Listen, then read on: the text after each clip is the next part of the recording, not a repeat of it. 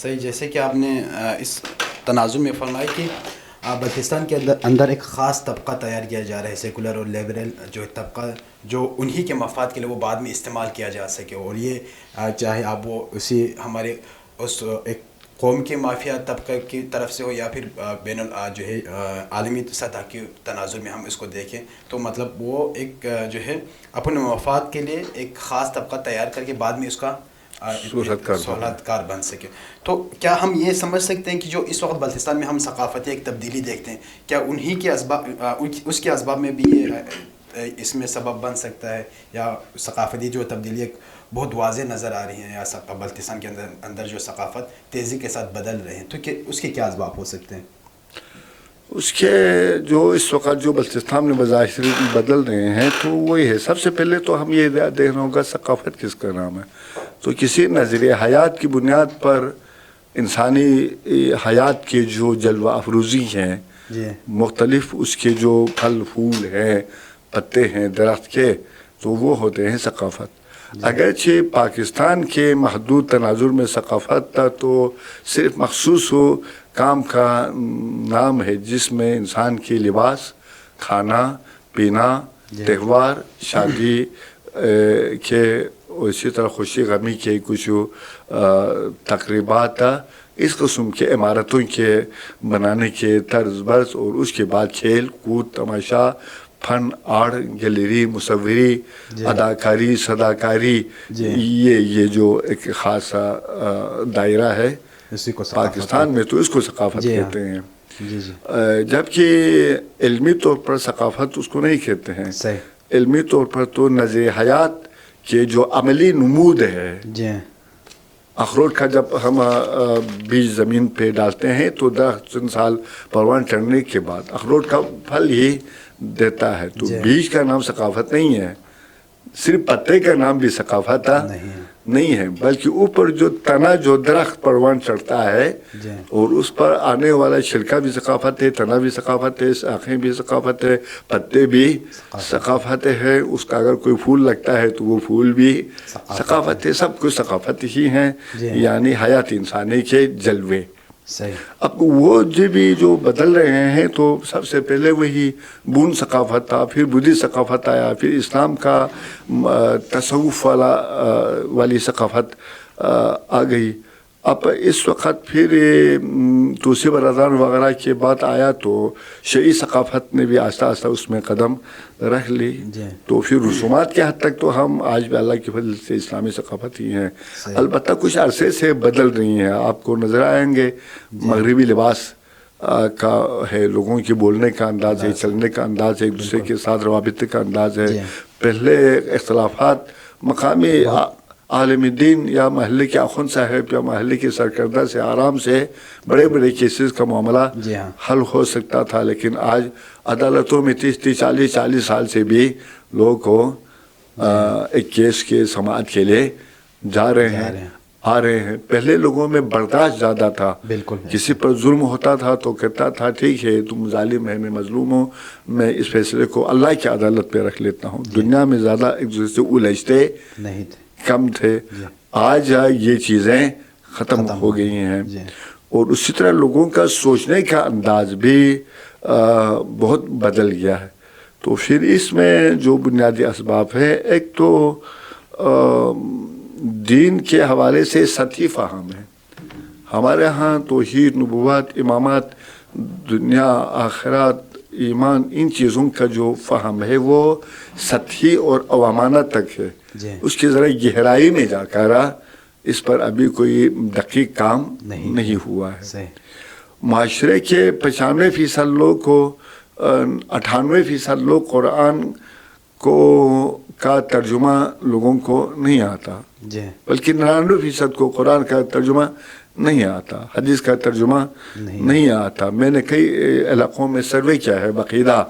تو پھر کسی نے آج تک کوئی عقائد کے اعتبار سے کوئی معتبر کتاب کسی استاد کے پاس کسی نے نہیں پڑھا. احکام کا بھی اسی طرح معتبر کتاب کسی استاد کے ساتھ 99% نے 95% نے نہیں پڑھی ہے. تو اخلاقیات کے حوالے سے بھی وہی. باقی جو فکری بڑے مسائل ہیں وہ اپنی جگہ پر نہیں پڑھی, نہ سیرت کے حوالے سے, نہ احکام کے حوالے سے, نہ قرآن کی ترجمے کے حوالے سے. حدیث کا کوئی متن بحثیت ہے ایک دینی متن کی سنجیدگی سے اچھے استاد کے پاس پڑھنے والوں کی تعداد بمشکل 1% سے بھی کم ہے.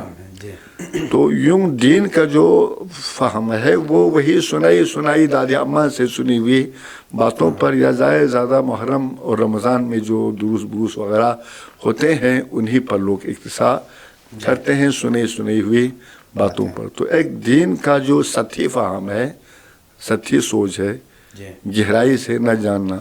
توحید خدا ایک ہے, دوم عادل خدا عادل ہے.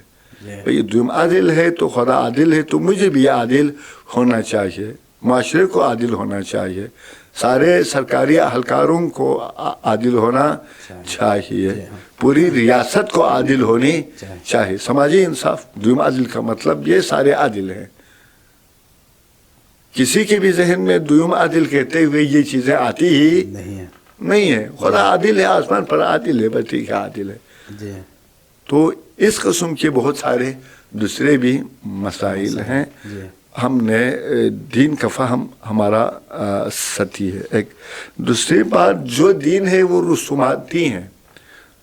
محرم کے مجالس میں لوگ حسین کے خطبات سن کر اپنے ذات کی اصلاح کر کے راہ حسینی کے معاشرے کو بدلنے کے, اللہ کے نظام کو قائم کرنے کے لیے, زمانے پر حاکم یزیدوں کو, ابن زیادوں کو ختم کرنے کے لیے, ایک تحریکی کارکن کے طور پر سمجھنے کے لیے, لینے کے لیے, اپنے محاسبے کے لیے, گزشتہ سال کتنا کام ہوا, اب آئندہ سال کتنا کام کرنا ہے, ان چیزوں کو سمجھنے کے لیے تو مجلس میں کوئی بھی نہیں جاتا. وہ جاتے ہیں جو کہ سنی ہوئی ہے کہ حسین پر روئے تو بھی جنت ملتا ہے, جہنم بھاگتا ہے, ایک آنسو کا قطرہ پھینک دے تو جہنم اربوں سال کے فاصلے پر بھاگ جاتا ہے. حضرت عباس شفاعت کے لیے کھڑے ہوتے ہیں تو یا تو حاجت روائی کے لیے جاتا ہے, یا صرف وہی اخروی نجات اور ثواب کے لیے وہ جاتا ہے. تعمیر سیرت کے لیے کوئی بھی نہیں جاتا. حسین قافلے کا سپاہی بننے کے لیے تو کوئی نہیں جاتا. تو رسوماتی ہیں, جو بنانے والی چیز ہے. دین نے تو بہت کچھ دیا ہوا ہے تربیتی, چونکہ وہ دین سے نکل کر رسومات میں بدل گئے ہیں, تو پھر وہ اپنا جو تعمیری جو اس کا کردار ہے, وہ اثر ہے, وہ ختم ہو چکے ہیں. بلکہ الٹا اثر ہوتا ہے کہ بھئی میں سال بھر رشوت کھاؤں گا, حرام کماؤں گا, 1 کروڑ حرام کمایا تو ان میں سے 2 لاکھ کا لنگر لگا لیا, تو پھر 98 لاکھ حلال ہو گیا. تو کچھ اس قسم کے لوگوں کے ذہن میں تصورات ہیں. تو یہ تصورات بھی ایک بہت بڑا معنی ہے, رکاوٹ ہے علاقے میں دینی تہذیب, دینی تمدن, دینی ثقافت, دینی مزاج کے بالادستی کے لیے, اس کے مقابلے میں غلط ثقافت کے پروان چڑھنے میں. اسی سلسلے میں ایک بہت اہم کام جلدی سے اس وقت خصوصاً یہ چند سالوں سے یہ آیا ہے, حلال حرام ہر زاویے سے کما کر راتوں رات امیر بننے کی, قارون بننے کی خواہش. صلاحیت ہو یا نہ ہو, قابلیت ہو یا نہ ہو, ذریعہ حلال, اس کو نوکری ملنی چاہیے, وہ بھی اچھے قسم کی نوکری, ڈیوٹی کم ہو, یعنی حرام خوری کی خواہش.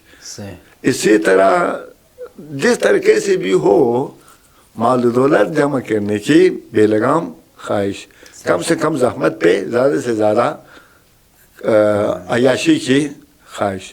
تو یہ جو بے لگام خواہشات ہے, اس کی وجہ سے علاقے میں ایک تو کام کرنے کی شرح, محنت, جفا کشی کم ہو رہی ہے.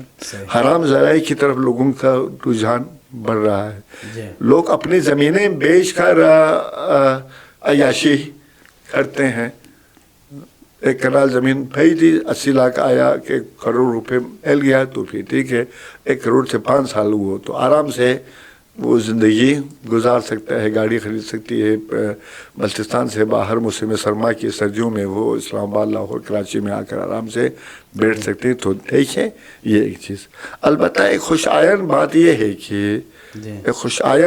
ہے کہ انقلاب ایران کے بعد علاقے میں یہ جو گزشتہ یہ جو 20-25 سال ہے اس میں ایک خاموش تعلیمی انقلاب آیا ہے. صحیح.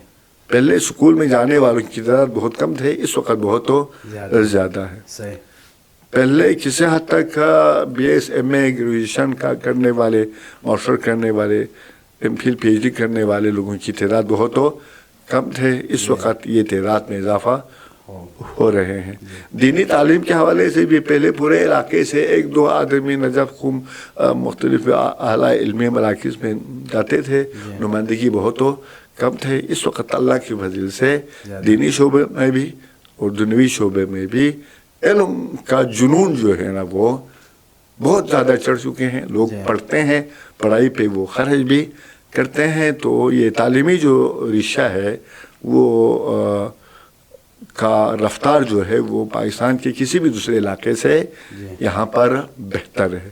اور تعلیمی کوالٹی بھی پنڈی اسلام آباد کے اکثر سکولوں بلکہ پرائیویٹ پبلک سکول کے مقابلے میں بھی بلتستان کے سکولوں کی تعلیمی کوالٹی بھی بہت اچھی ہے. تو یہ ایک خوش آئین بات ہے.